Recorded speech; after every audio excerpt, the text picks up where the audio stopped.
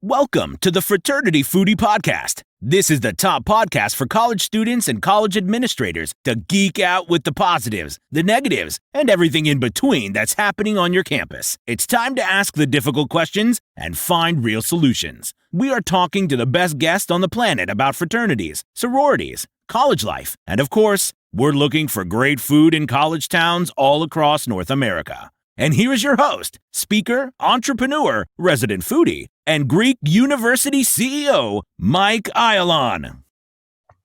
Welcome, everybody. Welcome to episode number 90 of Fraternity Foodie. I am your host, Mike Ayalon, CEO of Greek University.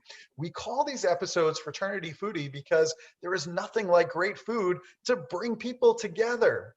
Today, we are going to be talking about dating, love, and relationships in college. And we have with us today a nationally recognized psychotherapist who has been practicing psychotherapy for over 35 years. She has a master's degree in clinical social work from McGill University in Montreal, Canada, and postgraduate specialization in marriage and family therapy, as well as sexual dysfunction.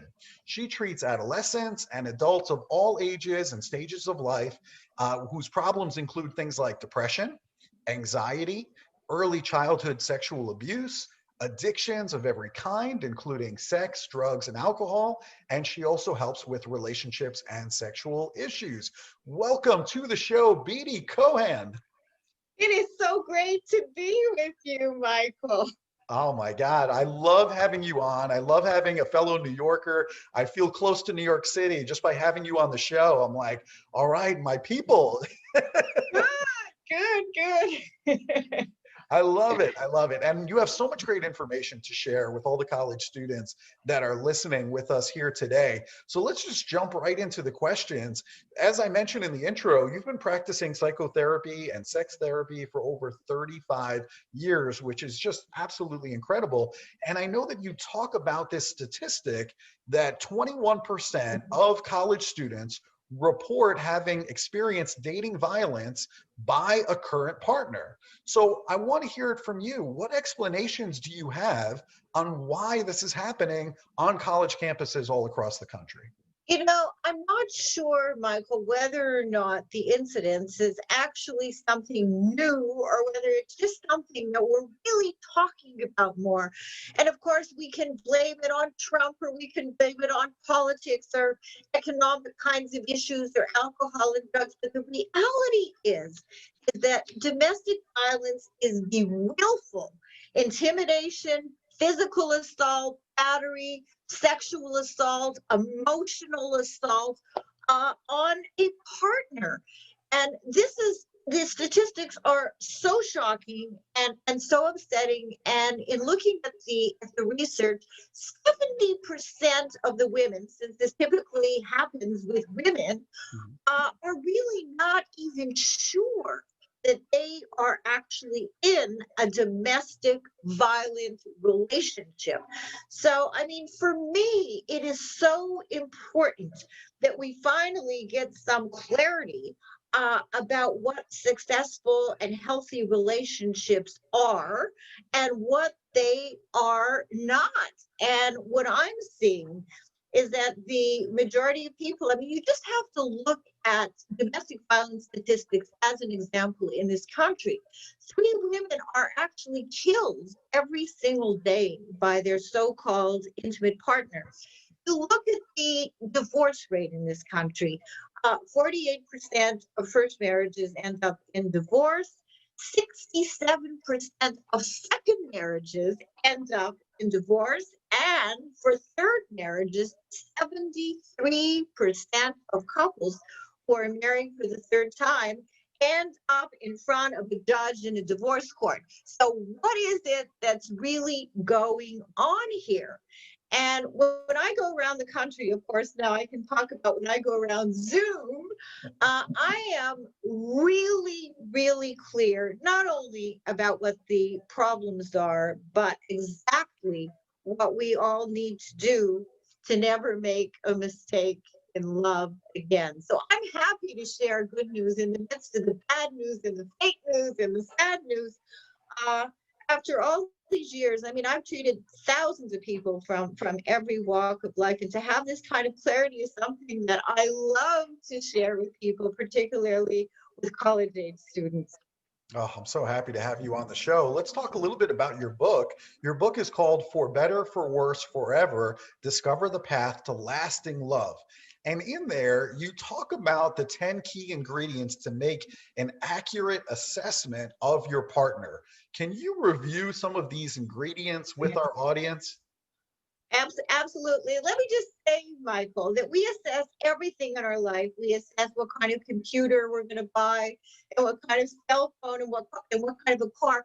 But we don't really think in terms of assessment or evaluation when it comes to love and relationships. And I did research with 450 people in the Boston, Connecticut, and Providence areas, and came up with this formula, which culminated in my book. So, for example, before I did the book and before I did the research, I would meet someone and I would say, I met a really terrific man, or I met a really terrific woman. I would never say anything like that today. All I would say is that I've met somebody who appears to be terrific and wonderful and trusting and loving, and I'm going to find out who they are. And the research found is that it takes actually about a year to find out who somebody is and isn't. So, for example, you're looking at things like what I call skeletons in the closet, or things like addictions of various different kinds, verbal abuse, sexual abuse, untreated psychiatric problems. I mean, the reality is that we all have issues. None of us are immune from problems. But what we do need to discover is, if we're with somebody and we're seeing problems with addiction, alcohol addiction, sex addiction, addictions of various different kinds, or severe clinical depression or other psychiatric problems, you want to know. You want to know that your partner is in a place where he or she is willing to say, yes, I have a problem, but I am willing. I care about myself. I care about our relationship, to acknowledge and address and resolve as best as we can this particular problem or problems that are getting in the way of my life and relationship. And very, very often in the beginning, we don't see this. We want to be in love. We have great sexual energy and chemistry, and sex is really important. However, we do need to get to the reality of the person and of the relationship. For example, when people ask me all the time, what are the two most important ingredients that actually make or break relationships? It's not money. It's not travel. I mean, those things are really fun, but it happens to be emotional communication and problem solving. And when I talk about emotional communication, I'm not talking about where are we going to go for dinner. And that's fun and that's important too. But if I'm going to be in a relationship with you, I want to know that we can talk about the full gamut of emotion. I'm upset with you. I'm angry. I'm disappointed. I'm scared. And we need to be able to know whether or not our partner, and of course ourselves, is capable of being able to have real life conversations about real life issues. And when you have somebody who's saying, no, no, no, I don't want to talk about any of this, you're just overreacting, you're being invalidated. All I can tell you is that up the road, it is not going to happen. So it is important to be able to find out whether or not your partner is willing, is able, has the capability, and if they don't, are they willing to finally, once and for all, learn the ABCs of effective emotional communication and problem solving. And when we talk about intimacy, most people think about sex. Well, sex for me is another chapter. Intimacy has to do with caring and sharing and trust and respect and consideration. And we are not going to be able to find this out in a week. And we're not going to be able to find it out in a month. And for people who know me, Michael, in my personal life, I'm probably one of the most impatient people that you're ever going to want to know. So I was upset with the results of my study when I found that it really does take about a year to find out who somebody is. We have to play out the points of the match, and we can't fast forward the process. Now, obviously, if we are seeing red flags like addictions or abuse of any kind, or somebody who's incapable of respect and consideration and love and trust, we're not going to stay in a relationship like this just because, I'm saying it takes about a year to find out who somebody is and isn't. And, when it comes to sex, I mean, I see so many college students, and I have to say that with all the talk, about sex in movies and on shows, we are not doing well in the bedroom. And part of it is that we are not able to communicate. We're not able to communicate what we like, what we don't like. In fact, yesterday, I saw a young woman, a college student on Zoom, and she's in a brand new relationship. And she was saying, how do I tell my boyfriend that I need more than 3 minutes of foreplay before I'm going to be ready and turned on sufficiently to have intercourse? And she was reluctant to say it. So her homework, because I give my patients homework, was that she needed to have that conversation. And he was amazed that she needed more than 3 minutes of foreplay. And for the first time in a 6-month relationship, they actually really had satisfying sex for both of them. So this is where we have to be able to say it. We have to be able to find the words. We have to be able to find the way and the time to say it well and not pretend that things are okay when things are really not okay. And that's how relationships are able to evolve over a period of time. We have to be authentic. We have to be authentic with ourselves. But the other things that I have discovered, I talk about the 3 things that we all have to do to never make a mistake in love again. The first thing is that each of us needs to be in a good place emotionally and psychiatrically. And we have to be serious about willing to deal with our own skeletons in the closet. We all have them, our own unfinished business. Now, we can't change history, but there is a way to be able to emotionally look at and work through what did and did not happen, oftentimes beginning in our own family of origin. And when my daughter Jordana was younger, I used to tell her all the time that the relationship needs to be the icing on the cake. We need to be the cake. We need to be the foundation. We need to be solid. So we have some work to do, or we are never going to be able to find and maintain a healthy relationship if we're going into relationships where we are not in a good place ourselves.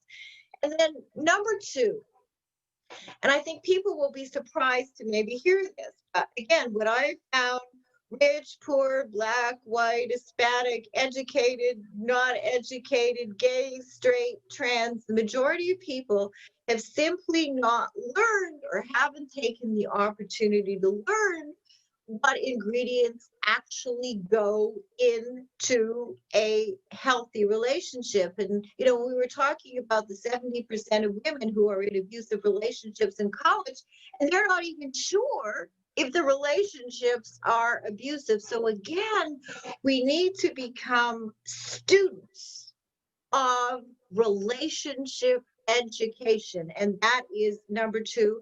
And then number 3 is to say, look, this formula, Beatty's formula, it's not sexy, it's not fun, but it is critical. It is critical that we go through the process of really being able to look at the reality of the person who we think we're in love with, and to be able to look at the reality of our relationships.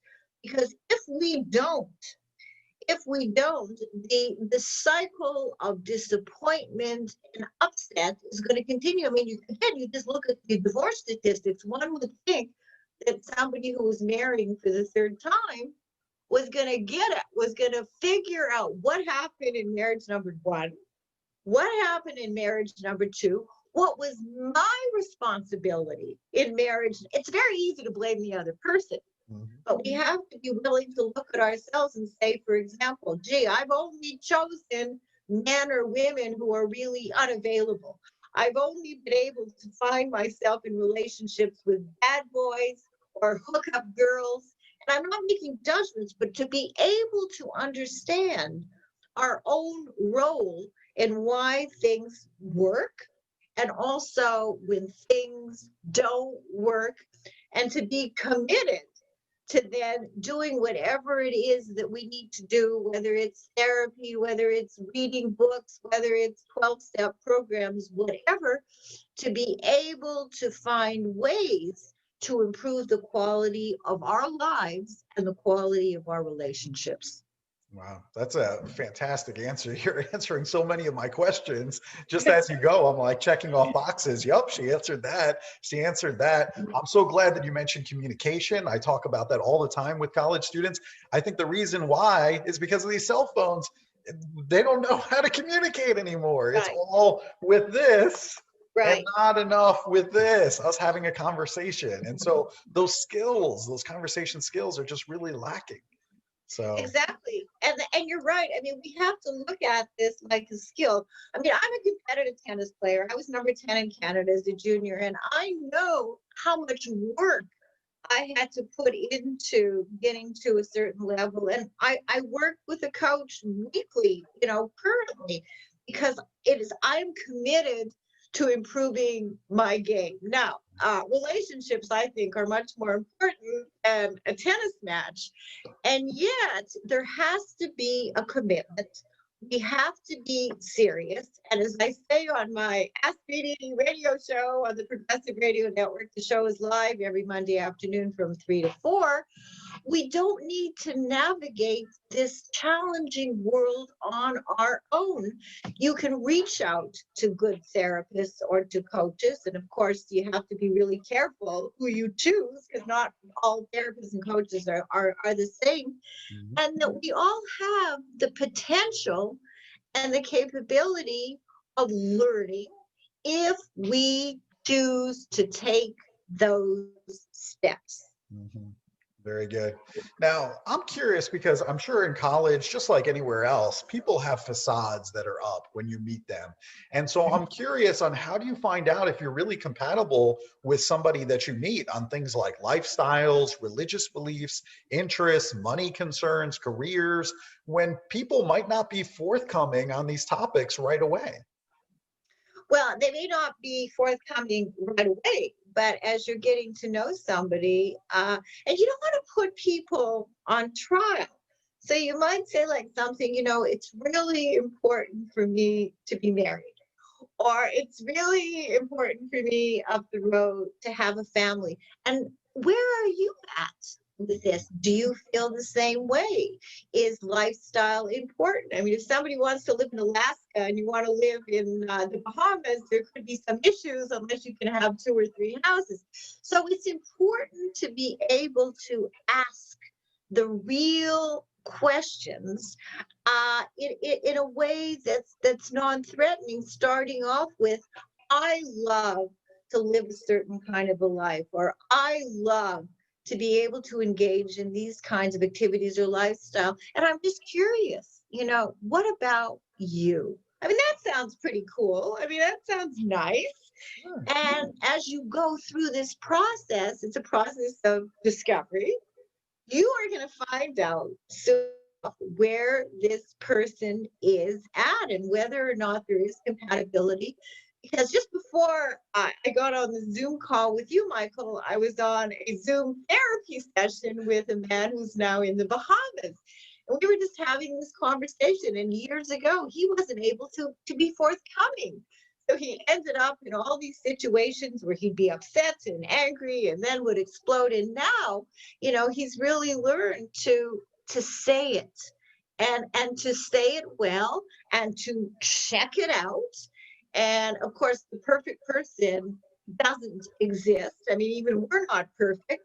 So at the end of the day, in fact, in chapter 10 of my book, there's basically 3 questions that I ask people to ask themselves after they've gone through the process, which is going to take about a year. And these are the three questions. What I want in a relationship, and to write it down in your own writing or type it. Number two, what I don't want in a relationship. And number three is the big one. Describe my relationship. Describe the reality of my relationship. So you're able to see if what you want is exactly what you got, or if what you want is mostly what you don't want. And then you have to go through the process of asking yourself, what compromises and trade-offs am I willing to make? And one should never, ever, ever compromise on addictions of any kind, of people who have untreated psychiatric issues, who do not want to do anything about it, of abuse of any kind, of terrible communication, of terrible problem solving, of being with somebody who you absolutely cannot trust. These are things that they've got to be clear, where you must not ever make kinds of compromises. I mean, you may want to make a compromise about living in Nashville rather than living in New York, if that's okay. But they're basic fundamentals that absolutely need to be present in a relationship if the relationship is to succeed, and if we are serious about never making a mistake in love again. That's wonderful. I love the exercise that you talked about, describing what you want out of a relationship, what you don't want, and writing it down. That's something that students don't do often enough. I did that exact activity last night with students when we were talking about healthy relationships. I think it's wonderful. So I'm so glad that you mentioned that. I think that is really, really smart for everybody who's listening here today. I think that's fantastic. Now, I've been married now for 18 years. My wife and I dated for 2 years before that. So we've been together for like 20 years at this point. And I know that compromise is a really big part of relationships. So just set the record straight. Is there such thing as a perfect partner? No, absolutely. Well, we're not perfect. We like to maybe think we're perfect. Of course not. But the basics really do have to be there. And when we run into difficulties, and students, everybody has to know, we all run into difficulties. There's always going to be issues. And this is why it is so important that we ourselves and the people who we choose are willing to deal, are willing to communicate, are willing to go from A to B to C to D and problem solve in an effective way, where we can come up as best as we can with a win-win resolution. I mean, it's not about being right and the other person being wrong. I mean, this is serious business, especially if you're in a serious relationship. You need to actually discover, can you come up with win-win resolutions in the most important areas of your lives? I mean, for example, somebody I was talking to yesterday, she wants her boyfriend to have fish. He doesn't want to have fish. And she insists that it's important because it's healthy. Now, I said to her, look, he's a grown man. If he doesn't want to have fish, just let it be. So, I mean, that's a silly example, but, she thought about it and it's like, okay, enough, stop nagging about all of this. But again, the fundamentals, like communication and problem solving and having somebody who's serious about dealing with the unfinished business, the skeletons in the closet that really do get away of their lives and their relationships, those things are not compromisable. And, you may love somebody, but I have to tell you, love is not enough. There was a book written many, many years ago, and it's true. I mean, we can be in love and we can have great sex, but the basics still have to be there. And if they're not there, it's not that you run away when there's a problem. And this is where you want to find out, when there are problems, how does your partner deal with issues? How do you deal with issues? Are we willing, because we care about each other, because we care about ourselves, to be willing to go through a process, a problem-solving process, which involves discussion, compromise, trade-offs, with the goal being to come up, hopefully, with a win-win resolution. And the other thing too that I want to say is if people go through this process and you find that the relationship is not something that's good for you, that is really good news, because it's really important to find out. If it's working, that's great. But if it's not working, that's also really great for you to be able to be honest with yourself, so that you're then going to not end up in a disastrous situation, and where you're able to then give yourself permission to move on. And hopefully you've actually learned something from the relationship you've been in. And hopefully, if you're wanting to, then you'll be able to continue to pursue other relationships where you can find healthy love and be in love and get on with your life. Wonderful advice for young people. I think that's fantastic. I know you work with people that have addictions of every kind, college students, sometimes fraternity and sorority members that are listening to our program right now. They might see another chapter member that they care about who is facing an addiction issue. It could be alcohol, it could be drugs. What do you recommend? How should they help their chapter member that they see is struggling? I think they should do it lovingly. And I would come up to my chapter member and say, listen, you know how much I love you and I care about you. And what I've been noticing lately is that, you've been drinking more and more, or using more and more. And the reason why I'm saying it is not to be critical, but I'm really worried about you. And I noticed that you blacked out a couple of times. And I've noticed from what you told me that your grades are really down.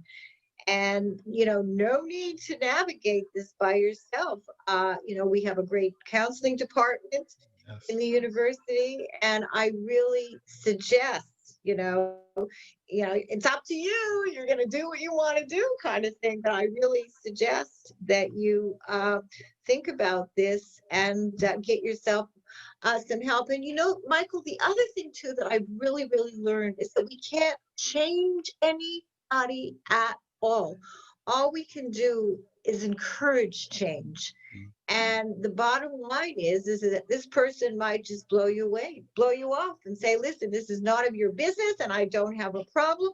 I mean, last night I was seeing a couple on Zoom, and he drinks a bottle of wine every night. Wow. And yes, and he's in denial. And he has no desire. He says, I'm not an alcoholic and I have no desire to stop. So the bottom line is that his girlfriend is having to make a very serious decision about whether or not she wants to continue to live with an alcoholic who has absolutely no desire not to make any changes. So all we can do is encourage. And we need to say it lovingly and not critically. And in the final analysis, this person is going to decide one way or the other whether they are going to continue to be destructive and self-destructive, is to take some constructive steps to do what is in their best interest. Right. That's all we can do is try. Well said. The other thing I wanted to talk to you about is depression, because it continues to be a big issue with college students. And I think even more so in light of the pandemic that we are in right now and the limited interaction that they have with their peers. Some of these students aren't even allowed on campus. And so they're just doing everything remotely. So what types of things do you recommend that college students do when they feel this depression coming on?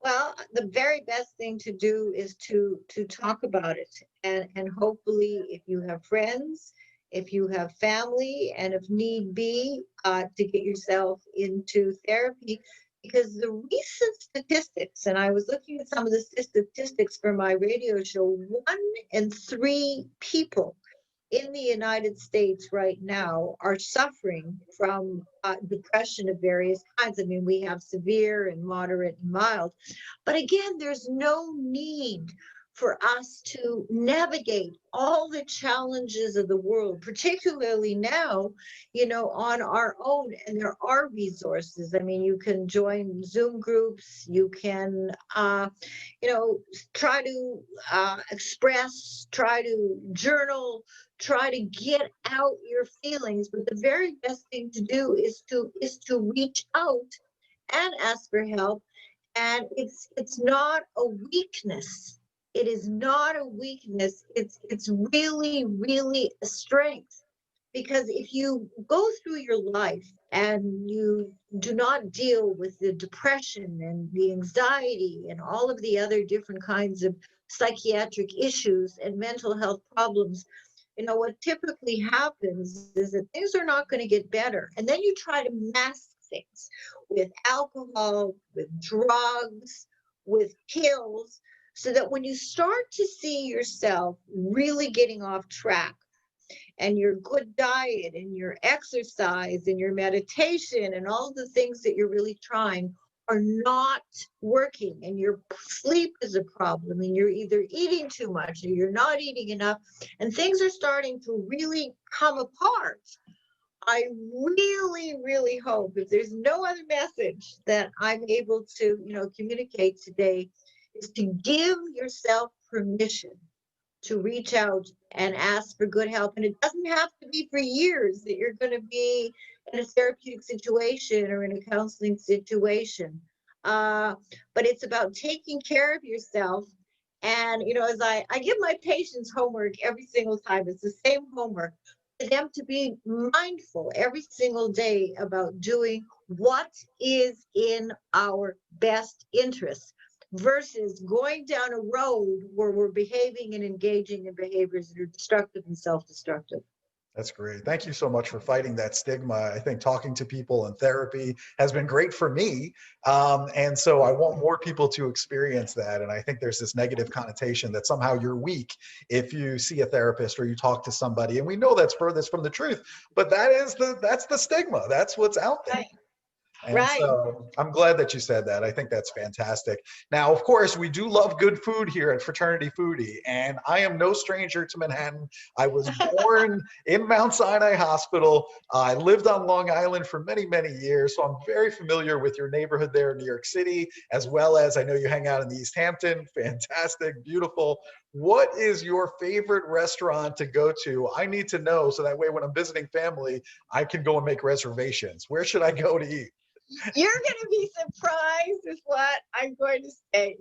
My husband, Jim, loves Jean-Georges. And okay, fresh food is great and wonderful. But, my favorite restaurant, because we live on the Upper West Side, is Carmine's. I love to go to Carmine's and really overdo it with all the stuff that I normally don't eat, because I'm so conscious of my weight, because, I compete in tennis. So I love Carmine's. And then in East Hampton, of course, it's so weird in East Hampton right now, because people are not going out that much, but I do love Nick and Tony's, and I love to sit outside and just sort of look around and check out who's coming in and who's going. I think for me, Michael, the food is less important than the ambiance of where we are, So those are two favorite restaurants of mine. Quite the scene at Nick and Tony's, so that's fantastic. Yeah, really the scene. Those are great recommendations for anybody visiting the New York area. That is fantastic. All right, so if our listeners want to engage with you, perhaps it's a speaking opportunity on their college campus, it could be virtual on Zoom, or maybe they want an initial consultation for psychotherapy. What's the best place for our listeners to reach you? My website, and that is Beatty Cohan, BeattyCohan.com. You will find out everything about me, all my national TV videos. In fact, there's a video of me with Samantha Bee on The Daily Show talking about the virtue of penis pumps. There's so much information about how I do therapy and my methodology. So anybody who's interested in going will find out probably more than they need to know about me, about my work, about what I love to do. And what I really love to do, Michael, is doing exactly what we're doing, is educating and empowering people so that they can really improve the quality of their lives and relationships. This has been fantastic. Beatty Cohan, you are a treasure. I am so honored that you came on our show today. If you like this discussion, please like it down below. Please share it with other people. Yeah, share it with other people that could benefit from this conversation, because there's so many people that need to hear Beatty's message. So make sure you share that. We appreciate all of our listeners today, and we hope to see you on another episode of Fraternity Foodie. Thanks so much. Thank you so much, Michael. Lovely to meet you. It's been wonderful. We'll see you very, very soon. Thanks so much to our listeners, and we'll see you on another episode of Fraternity Foodie. Bye for now.